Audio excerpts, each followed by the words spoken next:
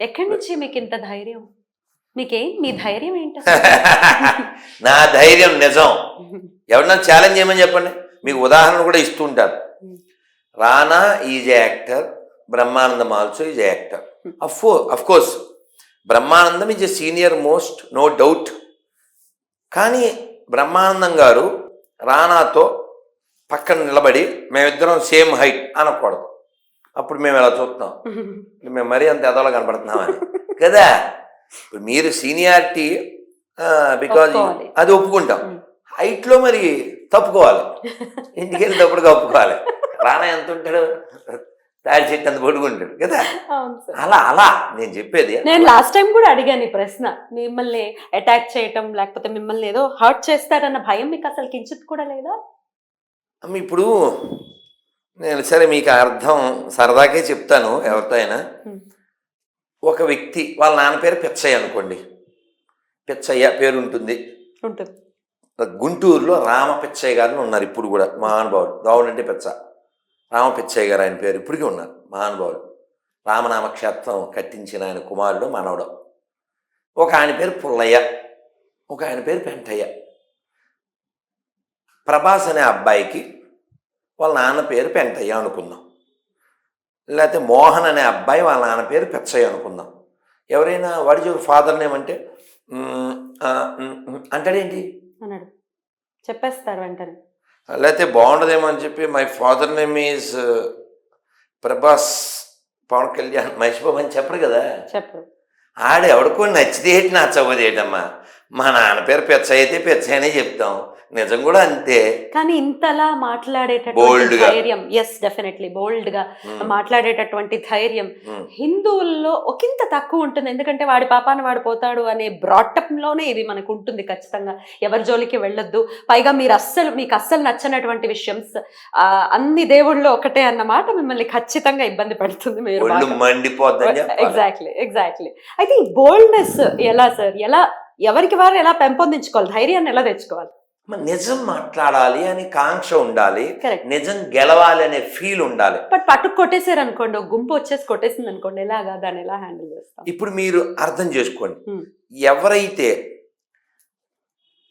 Intellectual discussion చేయకుండా చేతులు వాడుతున్నా అంటే బుర్ర వాడట్లేదనే కదా. కరెక్ట్. ఇప్పుడు మా నాన్నగారు మంచివాడు అని నేను ఎక్స్ప్లెయిన్ చేయాల్సి వస్తే, మా నాన్నగారు గుడి కట్టించారు, మా నాన్నగారు గోదానం చేశారు, మా నాన్నగారు యాత్రలు చేశారు, మా నాన్నగారు అన్నదానం చేశారు, ఇలా ఎంతసేపు అయినా చెప్తే ఏం ప్రాబ్లం ఏం లేదు. ఇలా చెబుతూ వీళ్ళ నాన్న తాగుబోతూ, వీళ్ళ నాన్న పేకటాడతాడు, మా నాన్న వీళ్ళ నాన్నకంటే చాలా గొప్పోడు, ఇలా అన్నాం అనుకుందాం. ఇలా అనగానే వాడు నిజంగా తాగుబోతు కొడుకు అనుకోండి, వాడు తలన్నాడు అనుకోండి, ఐఎమ్ వెరీ సారీ అని వెళ్ళిపోవాలి. కానీ వాడు తాగుబోతు కొడుకు అని నిరూపించుకోవడానికి ఏం చేస్తాడు, వాడు కూడా తాగేసి వస్తాడు, కొడతాడు. అంటే ఈ కంటిన్యూ ద లెగసీ. ఇప్పుడు మీకు అర్థమైనా చెప్తాను, మీకు ఒక్క చూపించి చెప్తాను, ఎందుకంటే సందర్భం వచ్చింది కదా, మీరు ఎటు అడిగారు.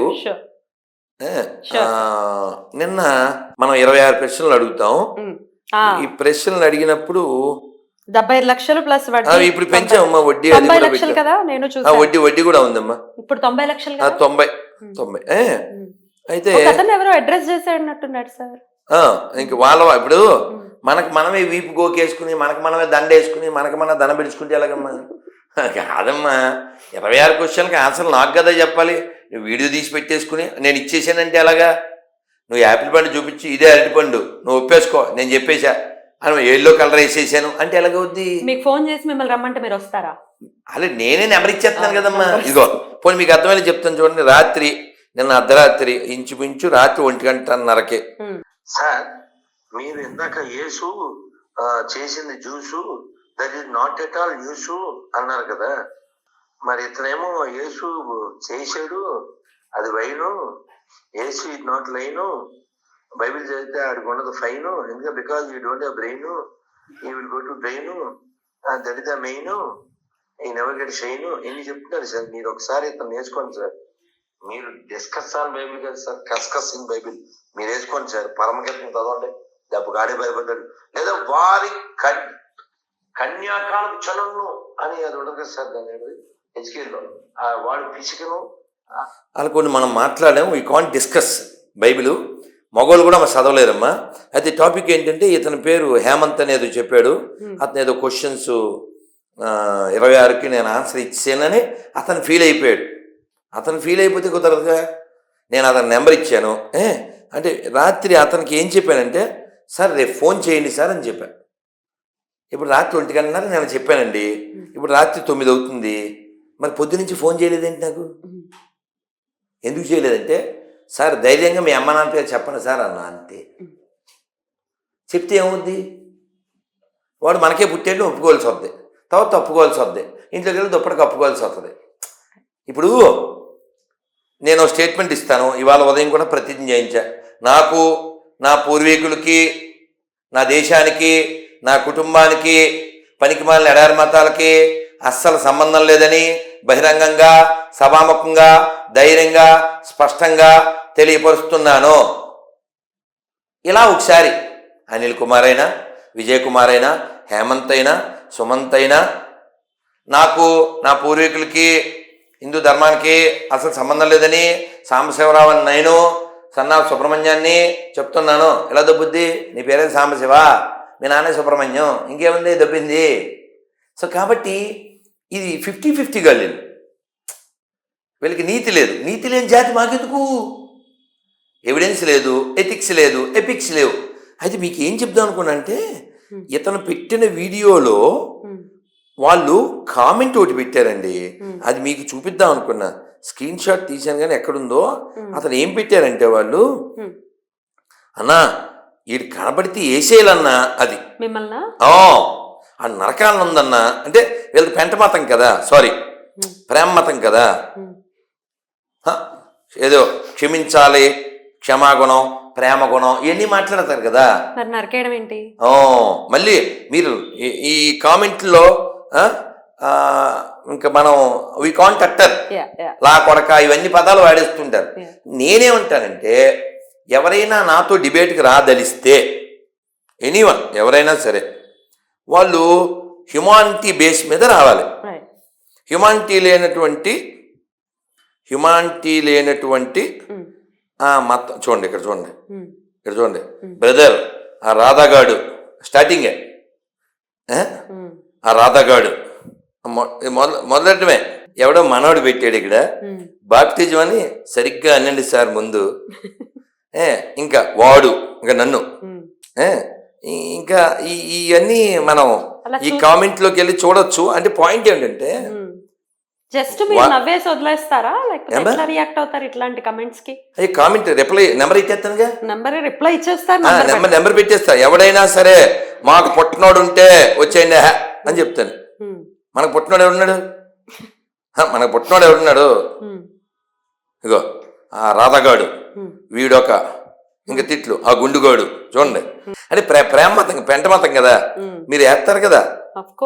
నాకు నా నమ్మకం ఉండే మా ఆవిడతో ఇంకా చెల్లతో తీయించట్లేదు అమ్మా. ఇంకా ఇవన్నీ మనం అట్టర్ చేయలేం. నేను ఒక్క పాయింట్ చెప్తానమ్మా. Whether you believe God or not, that's up to you.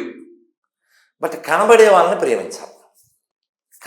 నువ్వు యేసుని ప్రేమిస్తావా, వెంకటేశ్వరుని ప్రేమిస్తావా, లేకపోతే మేరీని ప్రేమిస్తావా, లేకపోతే అల్లాని ప్రేమిస్తావా, అది నీ వ్యక్తిగతం. కానీ కనబడే అజయ్ని, కనబడే పద్మినిని, అంటే నా మైండ్లో కుప్పవారు అమ్మాయి, ఇంకేం లేదు. మళ్ళీ కుప్పవారు పిలిచారు, కుప్పలు తెప్పలుగా. ఇంక మైండ్లో అదే ఉంది. వాళ్ళకి మీ నెంబర్ కూడా పంపించాను. మాట్లాడేది వాళ్ళు ఫోన్ చేశారా? అమ్మమ్మ సరే. సో కనబడే వాళ్ళు, ఇప్పుడు మీ అమ్మగారి పేరు చెప్పగానే మాకు మా చిన్నక్క గుర్తొచ్చింది. మా చిన్నక్క పేరు అది. కానీ ఆ మైండ్లో మాకు పండక్కే అంటాం, ఆ పేరు గుర్తుండదు అనుకోండి. సో అది. ఇంకొక ప్రశ్న సార్, రామాయణం జస్ట్ పురాణమే, అది చరిత్ర కాదు అంటూ సో కాల్డ్ హ్యూమనిస్టులు కొంతమంది మాట్లాడటం జరుగుతుంది. దీన్ని ఎట్లా ఆన్సర్ చేయాలి సార్? చరిత్ర కాదా రామాయణం?